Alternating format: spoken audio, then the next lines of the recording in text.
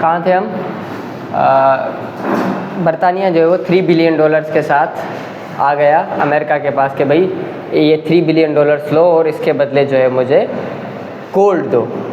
1971 तो अमेरिका ने कहा कि अगर मैं आज इसे $3 बिलियन का गोल्ड दे देता हूँ तो कल को सऊदी आ जाएगा, क्योंकि सऊदी से हमने डॉलर्स के बदले में ऑयल लिया और उसको हमने बहुत सारे डॉलर्स दिए। वो बोलेगा भाई मुझे भी गोल्ड दो, और इतना गोल्ड हमारे पास है ही नहीं, क्योंकि जितना गोल्ड था उससे ज़्यादा तो हम डॉलर्स को प्रिंट कर चुके हैं। ठीक है, तो उन्होंने कहा कि भाई आज से जो है ये जो ब्रिटेन वुड का जो एग्रीमेंट था कि $35 के बदले 1 आउंस गोल्ड को हम रिडीम करके देंगे, इसको हम ख़त्म करते हैं और आज के बाद जो है हम डॉलर्स के बदले में गोल्ड नहीं देंगे।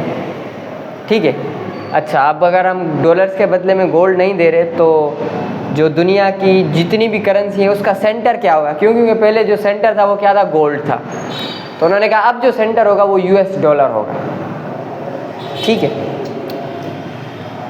सेंटर हमारा जो है वो US डॉलर हो गया। किसी भी मुल्क की करेंसी को या उसकी वैल्यू को जांचने का तरीका क्या होगा? US dollar.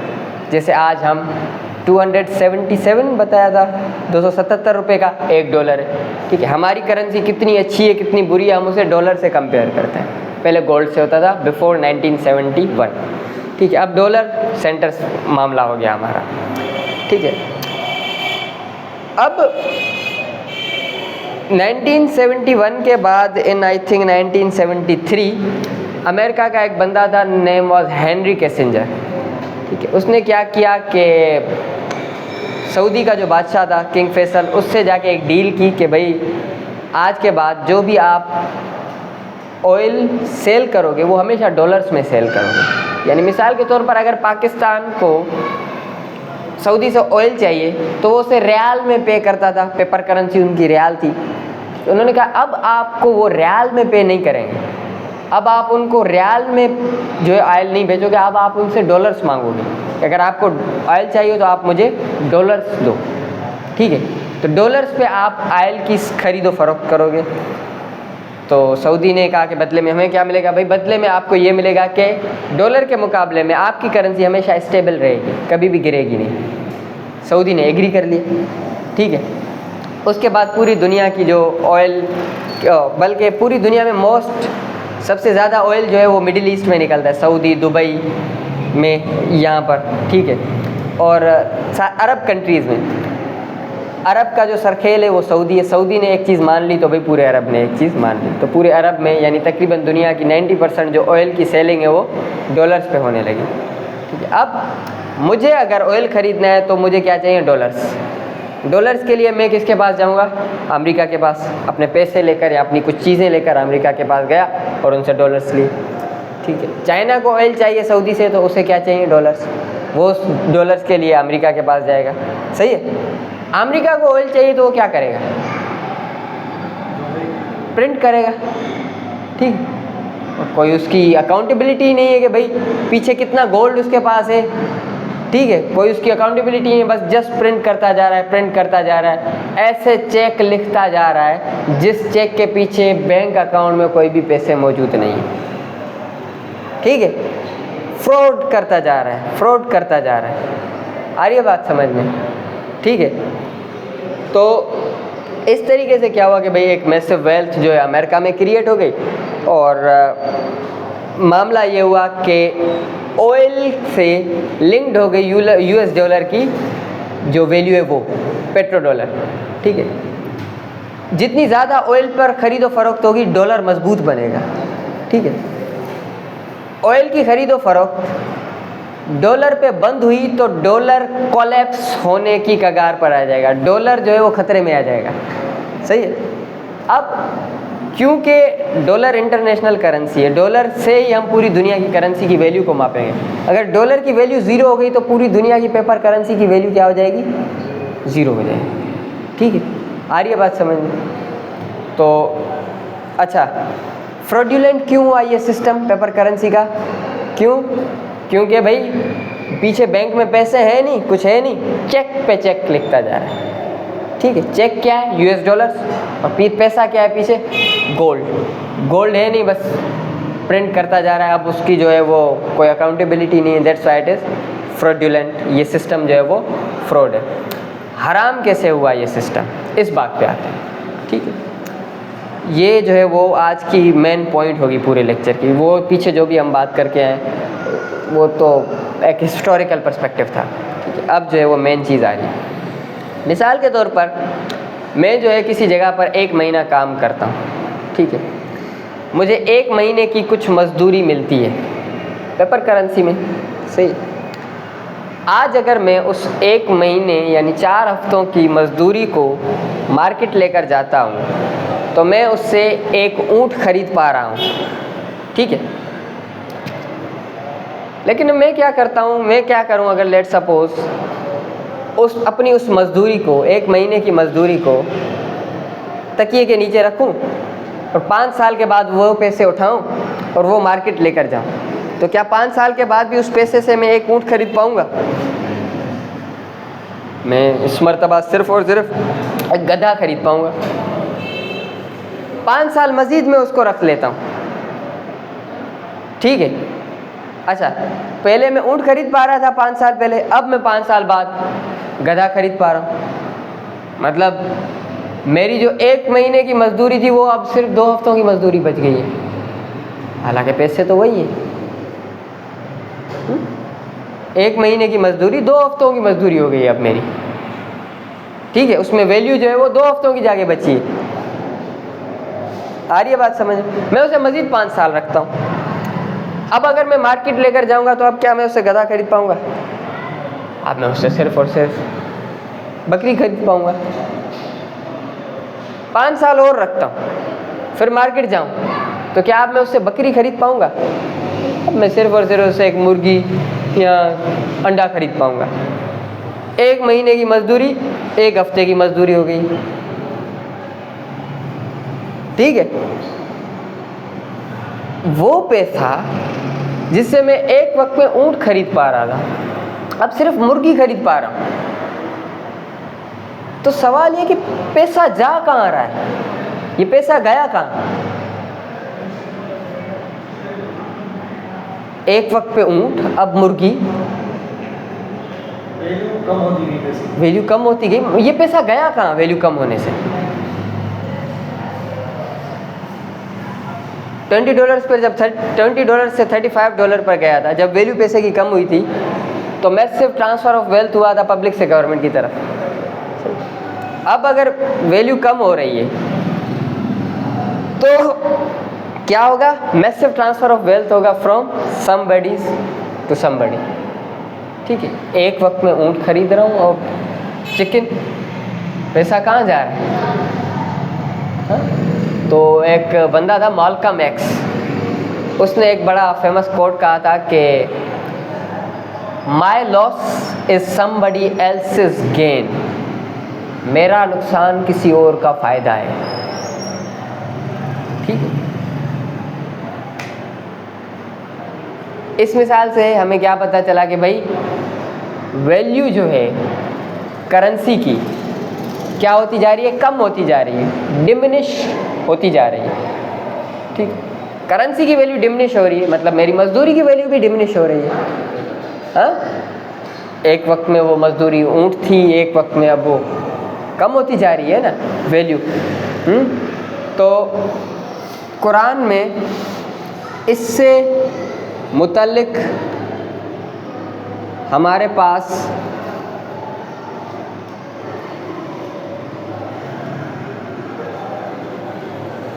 सूरे अनाम में, सूरे आराफ की आयत नंबर 85 में एक चीज़ बताई गई है कि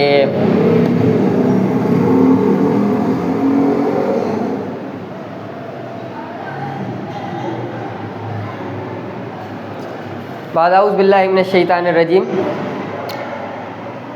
वला तबखसुन्नास अश्याअहुम, do not diminish the value of people's property, वला तबखसुन्नास अश्याअहुम, लोगों की चीज़ों की वैल्यू जो है उसको कम मत करो, ठीक है। ये हज़रत शुएब अलैहिस्सलाम की कौम थी जो नाप तोल में कमी करती थी, तो उनके लिए कहा कि भाई नाप तोल में कमी नहीं करो और लोगों की जो चीज़ें हैं उनकी वैल्यू को कम नहीं करो, ठीक है। लोगों की चीज़ों में क्या आ सकता है, उनकी मजदूरी आ सकती है, मेहनत मजदूरी, ठीक है, या उनकी जो है वो कुछ चीज़ें आ सकती हैं, उसमें मेहनत मजदूरी भी एक चीज़ हो रही है, ठीक।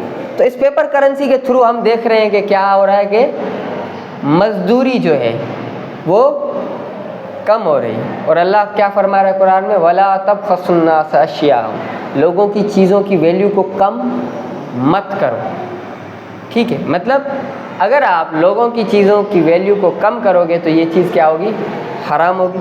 और ये पेपर करेंसी जिसमें आपकी सैलरी किसी दौर में एक ऊँट खरीद पा रही है और किसी दौर में सिर्फ़ और सिर्फ एक चिकन, एक मुर्गी,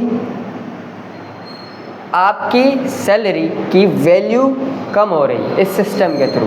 so that's why this system is हराम फॉर अ मुस्लिम, ठीक है। कुछ क्वेश्चंस की तरफ आते हैं अब हम थोड़ा सा।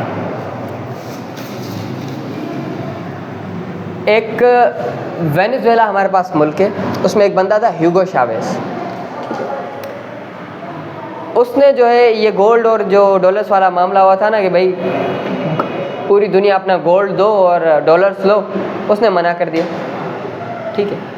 तो वेनेजुएला की जो पेपर करेंसी थी वो इतनी डाउन हो गई कि अगर आप हिस्ट्री में देखेंगे वेनेजुएला की करेंसी कितनी डाउन हो गई थी तो आपको पता चलेगा, ठीक है। उसके बाद जिम्बाब्वे का एक बंदा था मुगाबे, वो वहाँ का प्रेसिडेंट हो गया, ठीक है। एक मसला हुआ था लैंड रिफॉर्म्स का। जिम्बाब्वे पर पहले जो है वो कॉलोनाइजेशन होती थी किसकी, इनकी गोरों की। तो जैसे ही गोरों ने दरवाज़ा बंद कर जिम्बाब्वे को आज़ादी दी तो गोरे चले गए वहाँ से। जब उन्होंने देखा कि यहाँ पर जितनी भी ज़मीनें मौजूद हैं उसमें 80% ज़मीनें वाइट लोगों की मौजूद हैं, बाकी 20% ज़मीनें ब्लैक लोगों की मौजूद हैं, ठीक है। तो उन्होंने कहा कि भाई जितनी भी वाइट की ज़मीनें उनसे लो, ठीक है, और जो है वो ब्लैक्स को दे दो। तो उस पर जो है अमेरिका ने कहा कि भाई ये तुम गलत कर रहे हो, इसने नहीं माना, उनकी बात नहीं मानी, ठीक है। तो जिम्बाब्वे की करेंसी इतनी नीचे गिर गई जिसकी कोई हद ही नहीं है। ईरान आपके सामने, ईरान की करेंसी और आपकी करेंसी में कितना फ़र्क है। आपका 1 रुपया वहाँ के पता नहीं कितने पैसे जाके बनते हैं, ईरान की करेंसी पता नहीं क्या है, मुझे याद नहीं आ रही, ठीक है, कितने पैसे बनते हैं। और उसके बाद इंडोनेशिया के थे एक अहमद सुकार्नो, ठीक है, उन्होंने भी इस तरीके से इनके ख़िलाफ़ स्टैंड लिया तो इंडोनेशिया की करेंसी इतनी लो हो गई कि मतलब करेंसी की वैल्यू कम हो गई, ठीक। पाकिस्तान की मिसाल देख लें, पाकिस्तान को मना किया गया था कि भाई आप न्यूक्लियर बम नहीं बनाओ, बना लिया, उनकी बात नहीं मानी, ठीक है। तो जो US डॉलर उस दौर में 7 रुपये का होता था आज 277 का हो गया, ठीक है। मतलब इस सिस्टम के थ्रू उन्होंने क्या चीज़ लेकर आए, वो दुनिया पर स्लेवरी होता है उनका, इस दुनिया पर स्लेवरी, दुनिया पर गुलामी लेकर आए। हमारी बात मानोगे तो आपका पैसा, आपकी करेंसी सेफ होगी, वरना हम आपकी करेंसी को हाईजैक कर लेंगे, ठीक है। तो इस वजह से दुनिया पर एक गुलामी इन्होंने तारी कर दी है, ठीक है। और ये इंटरनेशनल मॉनेटरी सिस्टम, ये जो पेपर करेंसी का सिस्टम है, ये मुसलमान के लिए हराम क्यों है वो मैंने आपको बताया, ठीक है। और फ्रॉडुलेंट किए क्यों है वो भी बताया। अब फ्यूचर ऑफ मनी वाले सेक्शन पर आते हैं। पैसे का फ्यूचर क्या है? पैसे का फ्यूचर यही है कि भाई आपका जो पैसा, अभी आप इसको देख तो पा रहे हैं ना, नोट हैं आपके पास। The future of money is electronic money, easy पैसा में जैसे आप करते हैं, ठीक है। और क्रिप्टो करेंसी जो हो जाएगी वो हो जाएगी, मतलब पैसा आप देख भी नहीं पाएंगे। मोबाइल में आपके पास अकाउंट में होगे, पैसा किसी को भी भेजना है अकाउंट में, जस्ट आप जो है वो नंबर ट्रांसफ़र करोगे, ठीक है। मतलब बैंक्स में कोई मशीन्स होगी। इलेक्ट्रॉनिक मनी क्या है? इलेक्ट्रॉनिक इम्पल्सेस है, कोई डेटा है, हाँ भाई आप मुझे 2000 रुपये ईजी पैसा करो, ठीक है। मैं क्या करूँगा, जस्ट आपको ठक ठक ठक एक नंबर ट्रांसफ़र करूँगा, भाई 2000 रुपये आ गए। आपके पास पैसे आ रहे हैं, आप ना पैसे को देख रहे हो ना आप पैसे को टच कर रहे हो, ठीक है। तो फ्यूचर में आप पैसे को अभी जो देख पा रहे हो, टच कर पा रहे हो, फ्यूचर में तो वो भी नहीं कर पाओगे, ठीक है। उससे होगा क्या? सबसे पहली बात, आज आपके पास कितना पैसा है फिजिकल में किसी को नहीं पता, लेकिन जब ऑनलाइन हो जाएगा सारा सिस्टम तो फिर सबको पता होगा कि भाई आपके पास कितना पैसा है, आप वो पैसा कहाँ इन्वेस्ट कर रहे हैं, ठीक। और आप वो सारा मामला जो है आपकी बैंक्स देख रही होंगी। और अब पूरी दुनिया में बैंकिंग सिस्टम कंट्रोल कौन कर रहा है? यूरोपियन ज्यूज़, ठीक है, यूरोपियन ज्यूज़ कंट्रोल कर रहे हैं, ठीक है। तो कुरान में है कि भाई जब एक वक्त आएगा आप देखोगे कि जो बिलीवर्स हैं, जो ईमान वाले हैं, उनकी तरफ सबसे ज़्यादा जो हॉस्टाइल, सबसे ज़्यादा जो नफ़रत रखने वाले बंदे होंगे, सबसे बड़े जो दुश्मन होंगे उनके, वो यहूदी होंगे, ज्यूज़, ठीक है। तो फ्यूचर में जो आपका सिस्टम आ रहा है, वो सिस्टम जो है किसके हाथ में? ज्यूज़ के, आपके सबसे बड़े दुश्मन के हाथ में, ठीक है। और वो देख सकता है कि आप कहाँ इन्वेस्ट कर रहे हैं। अगर आप उसे विस्की पीने में इन्वेस्ट कर रहे हैं अपने पैसे को, खैर है, कोई मसला नहीं। कोई मस्जिद बनाने में इन्वेस्ट कर रहे हैं, मसला नहीं। लेकिन अगर आप इसको जिहाद में इन्वेस्ट कर रहे हैं तो फिर वो क्या करेंगे कि भाई आपके अकाउंट्स को फ्रीज़ कर देंगे, आपको टेररिस्ट करार देंगे और ये सारे मामला जो हैं वो आपके साथ हो जाएंगे। तो that's it from my side. अगर आप मका इसमें कोई क्वेश्चन या सवाल हो तो पूछें। दरवाज़ा नीचे। हाँ, पहला सवाल सर ये कि जब ये सर मतलब पेपर करेंसी आई तो सर जो मुस्लिम कंट्रीज थे उन्होंने इसको तस्लीम ना कर देना, वो तस्लीम बिल्कुल यही करना चाहिए था, तस्लीम नहीं करना चाहिए था, और तस्लीम कर लिए। और दूसरा सवाल ये है कि मतलब अगर ये हमारे लिए हराम है पेपर करेंसी, तो अभी हम इसको कैसे कन्वर्ट कर सकते हैं लाल करेंसी में? ये है अफसल सवाल। अब मामला ये है कि ये हराम सिस्टम जो है पूरी दुनिया में राइज हो चुका है, ठीक है, सऊदी में भी, ओवरऑल वर्ल्ड, पूरी दुनिया, सही। इसका जवाब ये है कि अगर इसको ख़त्म करना है तो गवर्नमेंट लेवल पे पूरे मुल्क में इसको ख़त्म करना पड़ेगा, जो कि इम्पॉसिबल है, ऐसा नहीं हो सकता, ठीक है। तो इसका सोल्यूशन क्या है कि आप अगर इसे बड़े लेवल पे ख़त्म नहीं कर सकते हो, ठीक है, सुन्ना मनी को आपने रिस्टोर करना है, सही है। नबी अलैहिस्सलाम ने क्या कहा था कि भाई मेरे बाद मैं तुम्हारे दरमियान दो चीज़ें छोड़ कर जा रहा हूँ, एक ये अल्लाह की किताब और एक मेरी सुन्नत। तो जो नबी अलैहिस्सलाम की सुन्नत थी पैसे वाली, वो हमने छोड़ दी। जो कुरान कह रहा है दिनार और दरम, वो हमने छोड़ दिया। तो नबी अलैहिस्सलाम ने कहा अगर इनको पकड़े थामे रखोगे तो तुम कभी गुमराह नहीं होगे, कभी जो है ज़लील व ख्वार नहीं होगे। हमने कुरान को भी छोड़ दिया, दिनार और दरहम कुरान में छोड़ दिए, सुन्ना मनी जो सुन्नत थी उसको छोड़ दिए। तो अभी जो है इसीलिए हम ज़लील व ख्वार हो रहे हैं, ठीक है। तो अब हम इसे जो है अगर बड़े लेवल पर रिस्टोर नहीं कर सकते तो इसे हम छोटे लेवल पर रिस्टोर कर सकते हैं। यानी एक विलेज बना लें, इस्लामिक विलेज, जिसमें हमारे पास एक इस्लामिक मार्केट हो, जिस मार्केट में हम इस सुन्ना मनी को रिस्टोर कर सकें, ठीक है। और उस मार्केट का कोई इन्फ्लुएंस जो है वो उस पर मौजूद ना हो, गवर्नमेंट को डिच ना करे। तो यही है बस इसका सॉल्यूशन कि भाई हम छोटे छोटे विलेजेस बना लें जिसमें हम एक मार्केट बनाएं और जिस मार्केट में हम इस सुन्ना मनी को रिस्टोर करें। मतलब ये सिल्वर और दिनार, हाँ, गोल्ड दिनार और सिल्वर दिरहम को भाई जो मार्केट में आएगा वो जो भी खरीदेगा वो दिनार देगा या गोल्ड। हाँ, और अगर शॉर्टेज हो जाए इन कॉइन्स की तो बाकी सारी चीज़ें जो नबी अलैहिस्सलाम ने 4 चीज़ें बताई, ठीक है। या उनके अलावा राइस भी आप यूज़ कर सकते हैं जिनकी एक इंट्रिंसिक वैल्यू है, लेकिन आप मैंगो यूज़ नहीं कर सकते क्योंकि मैंगो ख़राब हो जाते हैं। आप जानवर यूज़ नहीं कर सकते, जानवर मर सकता है, ठीक है। ऐसी चीज़ यूज़ करो जिसको अपनी वैल्यू कंटिन्यू करने में, जो अपनी वैल्यू कंटिन्यू कर सके, ठीक है। और अगर आप ये भी नहीं कर सकते कि भाई हम मैक्रो विलेज कंटिन्यू करें, मैक्रो विलेज बना लें, तो नबी अलैहिस्सलाम की एक हदीस है कि भाई अगर कोई चीज़ आप मुआशरे में कोई बुराई देखते हो तो आप उसे ताकत रखते हो तो हाथ से रोको, नहीं तो आप उसे ज़बान से रोको, नहीं तो आप उसे दिल में बुरा समझो। ये ईमान का कमज़ोर तरीन हिस्सा है। तो अगर आपके पास ताकत है तो आप इसे हाथ से रोको। कैसे? माइक्रो विलेजेस क्रिएट करके, जिसमें आपकी ऐसी मार्केट हो जिसमें सुन्ना मनी रिस्टोर्ड हो। ठीक है, तो सर अंग्रेज को ये कि मतलब तस्लीम ना करने का वो भी यही रास्ता है कि फ्यूचर में जैसे आपने कहा कि वो मतलब हमको कंट्रोल किया हुआ है, फ्यूचर में भी ऐसे ही होगा कि वो ही कंट्रोल करेगा, तो इसमें भी ऐसे ही निकल सकते हैं। एग्जैक्टली यही है। ठीक है, तो ये इस पेपर करेंसी के थ्रू जो है वो किया क्या है हमने पता है?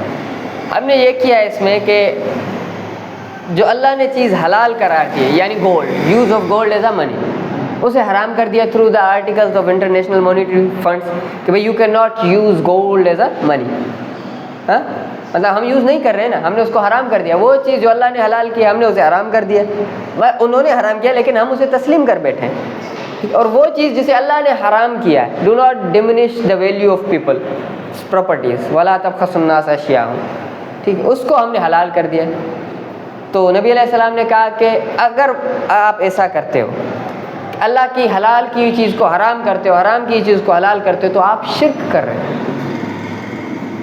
ठीक है, तो दिस इज़ द इकोनॉमिक शिर्क, देयर इज़ अ पॉलिटिकल शिर्क एज वेल। ठीक है, तो ये सारे मामलात हैं। और सर अगर एक ही बंदा मार्केट, जो आपने कहा मार्केट लगा दे, तो एक ही बंदा लगा देगा, गवर्नमेंट उसको इजाज़त देगी कि भाई आप कर सकते हो? तो यही तो मामला है, गवर्नमेंट को पता चलेगा तो वो इजाज़त नहीं देगी ना। तो ऐसे जगहों पर जाओ, गांव दराज वाले जैसे इलाके, वहाँ पर आप माइक्रो विलेजेस क्रिएट करो, जैसे गवर्नमेंट वगैरह को कुछ पता ही ना चले। ठीक है, ज़ाहिर है उनको पता चलेगा तो वो तो इशू करेंगे। Okay, no more questions.